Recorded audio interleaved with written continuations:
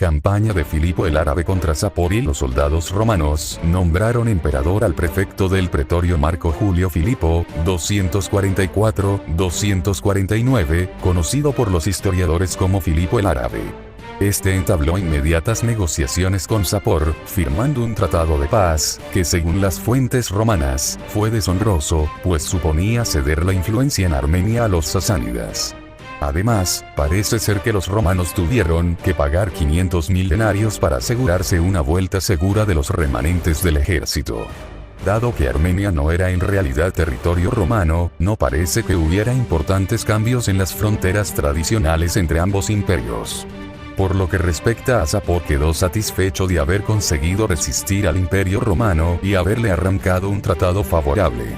El consiguiente aumento de su prestigio le permitía consolidar su dominio sobre los diversos pueblos que componían su imperio.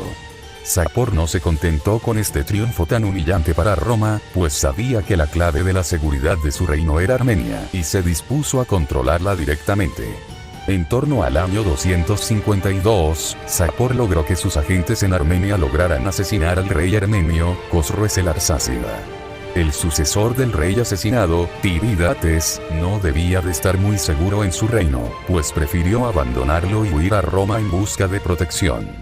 La encontró y con ello comenzó la Segunda Guerra Romana de Sapor y campaña contra Valeriano y 252-282, entre los años 251-253, en los que el emperador Decio murió en combate con los bárbaros y sus sucesores Galo y Emiliano fueron asesinados. Sapor intentó aprovecharse de la inestabilidad romana, golpeando con fuerza sus provincias orientales.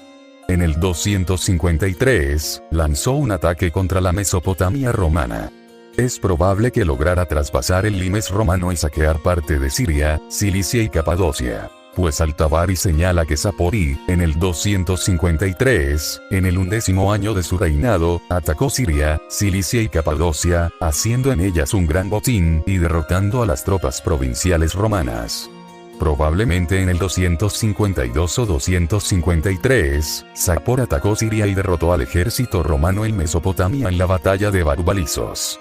Según fuentes persas, el ejército romano era de 70.000 hombres, pereciendo la mayoría. El ejército romano en aquella época era de 350.000 en total.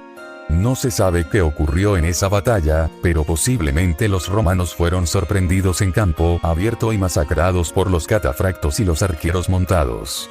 Posteriormente, cruzó el río Éufrates y destruyó Dura Europos, tras lo cual marchó contra Antioquía, que era la tercera ciudad del Imperio Romano, la cercó y la consiguió tomar tras construir un imponente aparato de sitio. Torres móviles, catapultas, balistas y, sobre todo, un impresionante ariete que batió las grandes murallas haciendo una brecha.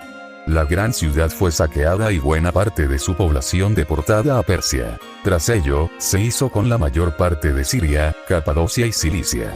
Al dispersar su ejército, los persas sufrieron algún revés local a manos de milicias de la zona, pero en cualquier caso no tenían intención de absorber Siria y se retiraron tras acumular botín y prisioneros.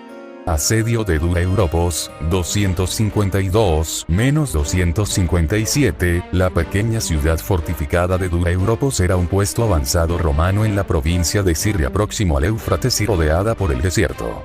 Dura sería una más de las ciudades tomadas y saqueadas por los persas en el del 252-3. Los romanos volvieron a ocuparla y procedieron a reconstruir en la medida de lo posible sus defensas. En torno al 256 o 257, los persas se volvieron a presentarse ante Dura. Los hallazgos arqueológicos permiten reconstruir en parte el proceso de asedio, aunque por desgracia se desconoce el orden de los hechos. Hay una gran acumulación de puntas de flecha en la zona de la puerta principal, lo que podría indicar un intento de asaltar la fortaleza antes de proceder con un asedio. Los zapadores persas cavaron varias minas para tratar de derribar secciones de la muralla, e incluso hay algunas bastante anchas, que penetran en la fortaleza, que podrían haber servido para introducir soldados. Los romanos respondieron con sus propias contraminas. Además, habían apuntalado las murallas con terraplenes de tierra de modo que un hundimiento parcial no provocara una gran brecha. Los romanos, a su vez, comenzaron trabajos de contraminado a marchas forzadas para evitar el plan persa. El trabajo de los romanos estuvo a punto de dar sus frutos. Localizaron la galería persa, ya solamente quedaba derribar un fino muro para conectar con la galería persa, asaltarla e inutilizarla. Los legionarios estaban armados y preparados para entrar. Pero de alguna manera los persas se debieron darse cuenta de ello, colocaron un caldero con azufre, al que prendieron fuego, y abandonaron la galería. Cuando los romanos consiguieron entrar se asfixiaron. Se especula que los persas pudieron valerse de fuelles para mandar el gas a la posición romana, aunque también es posible que el gas se extendiera de forma natural por la galería. Los persas consiguieron tomar la ciudad. Igualmente, batalla de Edesa, 260, el emperador Valeriano ya había sido un distinguido senador antes de acceder al trono en el 253. Tras poner algo de orden en el imperio y dejar a su hijo Galieno a cargo de los asuntos de Occidente, marchó a tratar de arreglar los problemas en Oriente. Se estableció en Antioquía, Siria, en el 255-6, restableciendo el control romano de la zona, sofocando rebeliones y luchando contra tropas persas de segunda línea. Una incursión de los godos en Asia Menor y una epidemia le restó margen de maniobra temporalmente. Por su parte, Sapor permanecía con su ejército principal en su territorio a la expectativa de los acontecimientos. El emperador Valeriano reunió todos los hombres que pudo, que serían unos 70.000 efectivos, y se dispuso a marchar contra el ejército sasánida en el 260. Parece que la iniciativa correspondió a Sapor, dirigiéndose a asediar las ciudades de Edesa y Carras.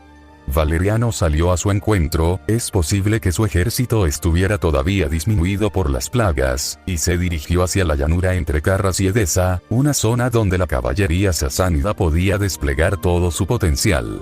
No se dispone de fuentes para saber exactamente lo ocurrido. Las fuentes persas dicen: en la tercera campaña, cuando atacamos y sitiamos Carra y Edesa, marchó contra nosotros el emperador Valeriano, e iba con él una fuerza militar de 70.000 hombres. Y del otro lado de Carra y de Edesa tuvo lugar una gran batalla entre el emperador Valeriano y nosotros, y cogimos cautivo con nuestras propias manos al emperador Valeriano y a los demás, los prefectos del pretorio y senadores y oficiales, todos los que eran jefes de aquel ejército, a todos capturamos con las manos y los deportamos a Persis. Los romanos por su parte dijeron que el emperador Valeriano no quería dar batalla y fue capturado por los traicioneros persas mientras acudía a negociar una tregua. El caso es que, o bien por los combates o bien por las plagas, el ejército romano del frente oriental había prácticamente desaparecido, estallando por los aires el sistema defensivo romano.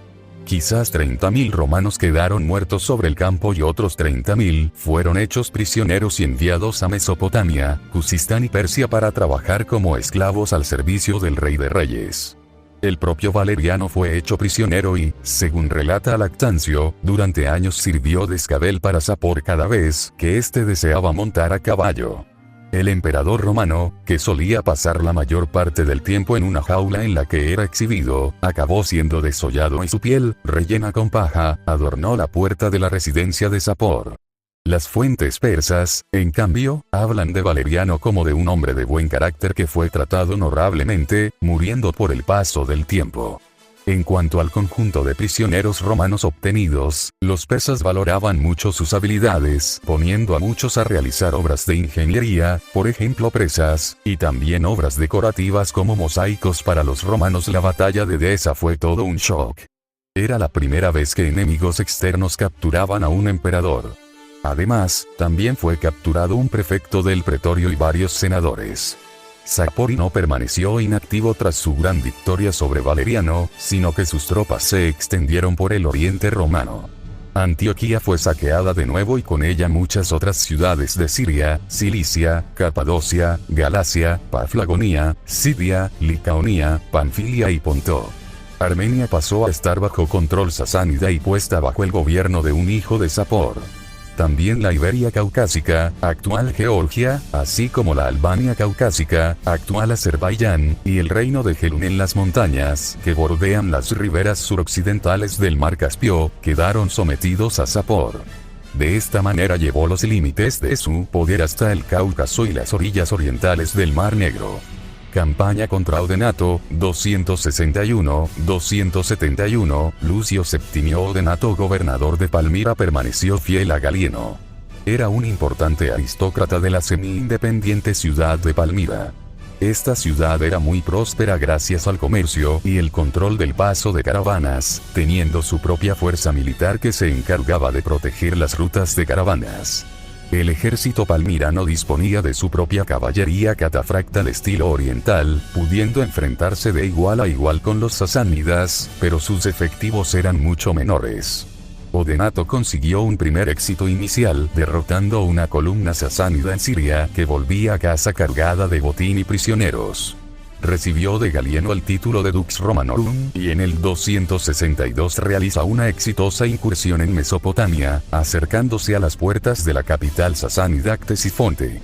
Tras limpiar para Galieno el oriente de fuerzas rebeldes, reunió en el 265 o 266 un potente ejército compuesto de romanos, palmiranos y tribus del desierto.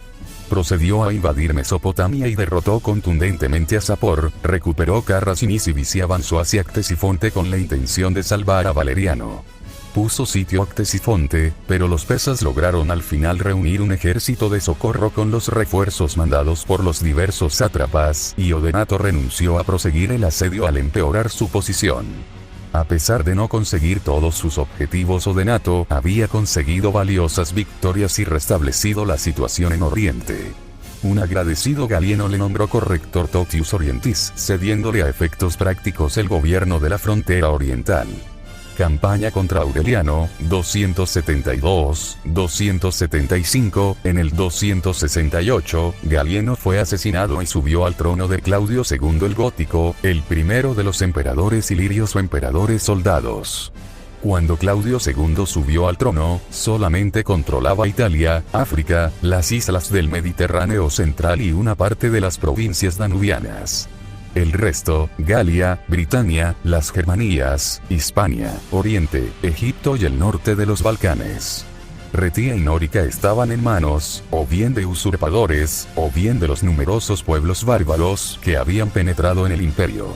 La economía y el orden social del imperio habían sufrido también cuantiosos daños y el antiguo ejército legado por Septimio Severo estaba duramente quebrantado por sus continuas derrotas ante persas, godos, francos, éulos, sajones y alamanes. La actividad y brío militar de Claudio II, quien recogió los frutos de las incipientes reformas puestas en marcha por el asesinado Galieno, pusieron las primeras piedras del nuevo edificio imperial de la Roma tardía. Aureliano, que sucedió a Claudio II tras la muerte de este, se mostró como gran innovador y excelente militar. En el año 272, el emperador Aureliano dirigió su atención a las provincias orientales del imperio, gobernadas por el denominado Imperio de Palmira. En aquel tiempo estaba gobernado por la reina Septimia Zenobia, viuda de Odenato. Esta había construido su propio imperio, llegando a controlar desde Egipto hasta Asia Menor, abarcando Siria-Palestina, Egipto y amplios territorios en Asia Menor, en nombre de su hijo Babalato. Primero trató de forzar a Roma a concederle a su hijo los mismos poderes que había ostentado su padre y finalmente acabó rompiendo abiertamente con el emperador.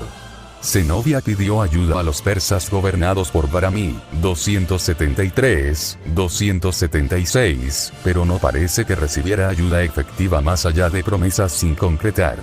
Además, Aureliano incitó a las tribus caucásicas a atacar a los sasánidas y decidió invadir las provincias orientales en cuanto se sintió lo suficientemente fuerte para hacerlo.